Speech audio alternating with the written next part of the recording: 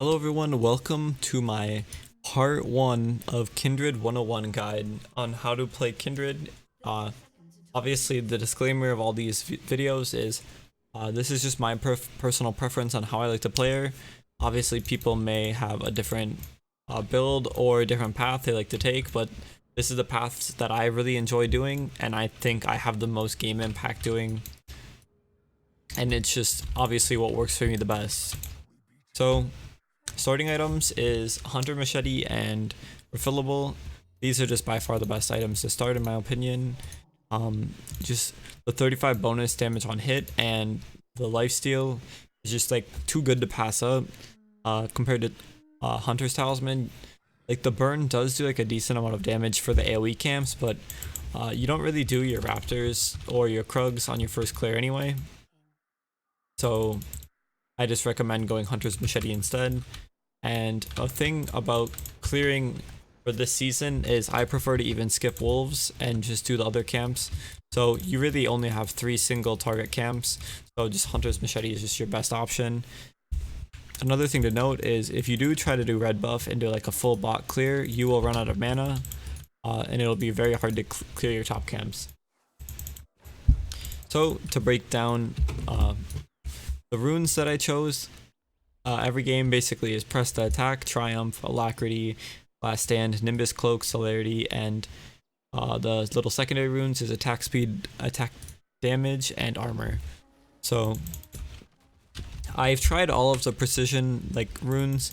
I think Lethal Tempo and Conqueror, they can work well, but I feel like it's kind of awkward because with Kindred, I think it's very good to go in and out of fights because of her dashes inside of her W. You can go in and out like frequently, so you might not be able to proc on your Lethal Tempo or all your Conqueror stacks and you'll just drop them.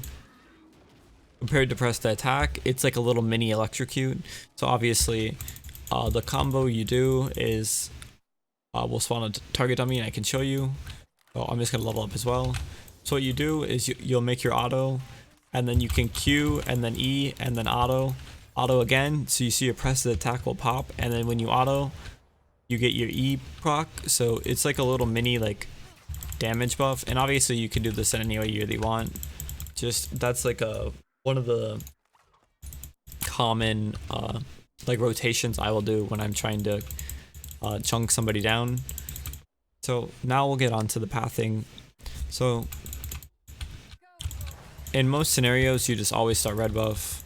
There'll be like a rare occurrence where you'll want to start blue buff. Only if your top and mid laner is just gonna be way like outclassed, getting like pushed in, or like their matchups are just terrible. And then depending on where their jungler starts, so if they have a red side starting jungler, so for example a Rengar, and you know they're starting red for sure, or you just know because maybe you guys got vision. Sorry, I yawned. So what you have to do is you can hop this wall and then go invade blue buff. As you're invading blue, make sure to always ward around here or maybe here.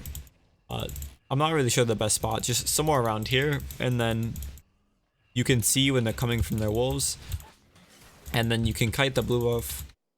And then a little trick that you can do actually is when you're kiting it, you can jump over this wall and you can use that wall to take less damage and then kite the blue buff around, so you take literally only a few auto attacks. This is obviously keeps you very healthy and you can fight in their jungle. And then after blue, you take Gromp,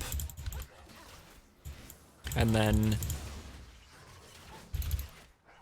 it's actually kind of depending on where their jungler is. So if you see that their jungler is like clearing the camps, you'll be able to see them if they kite their camps this way, and most people do kite their camps.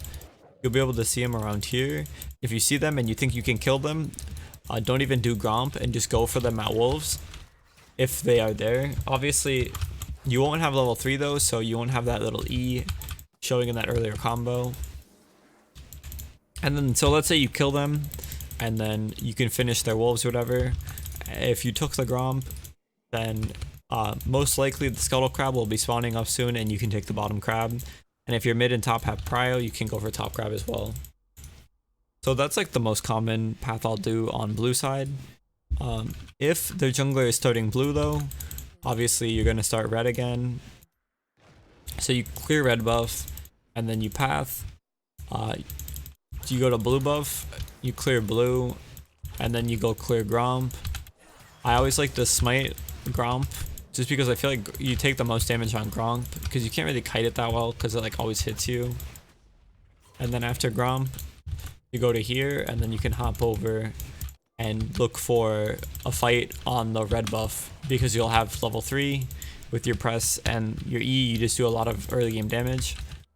And if they're not at the red yet, you can try sneaking it before they get there if they show somewhere on the map and you know they won't come. Kindred does like buffs relatively fast, so you can grab the buff and then just peace out, maybe gank top. So this is obviously for blue side. Let's say if you're red side, you always are going to want to start your red buff. So you start red, and then the most common path that I like to do is, because a lot of junglers will just start red buff, you can jump over this wall. Obviously blast cone won't be up, so you jump over this wall and then go for the blue and just repeat the same thing. Make sure to drop your ward here so you can see if they go from over on the left or if they're on the wolves. You clear the blue buff and then you do Gromp. Obviously if you see them and you think you can kill them, you can just go for them at wolves as well. So these are like my two most common paths. This is just a really early way how you can get a lead on the other jungler. So if it's obviously warded, they'll just go steal your buffs, and then the map will be split, and then you can just gank top or do whatever. It's honestly not that bad. But if it wasn't warded, then you can obviously do this. If you end up killing them, you get the top crab, you reset, and then you just go take your blue buff side. And then also dragon will be up, and you'll probably have around 1,000 gold or more, and you could even look to potentially do an early dragon. So yeah, these are kind of my little things that I do every game. If you do have to start blue buff, I recommend just going blue into Gromp into red buff, just for the fast level 3, if you want to try invading their blue side. A notable thing to know is when you're doing invades, that the first camp, so if you do start red, or their camp will respawn around 4 minutes. So after you kill blue and this Gromp, it'll be slightly longer, probably around like 4:30 to 4:45. This Gromp will respawn, or this Gromp, depending on what side that you killed it on. So anyway, that's like my little mini guide. This is just part 1 out of all the parts in the series. I hope you learned something from this video, and I will gladly like to see you in the next one.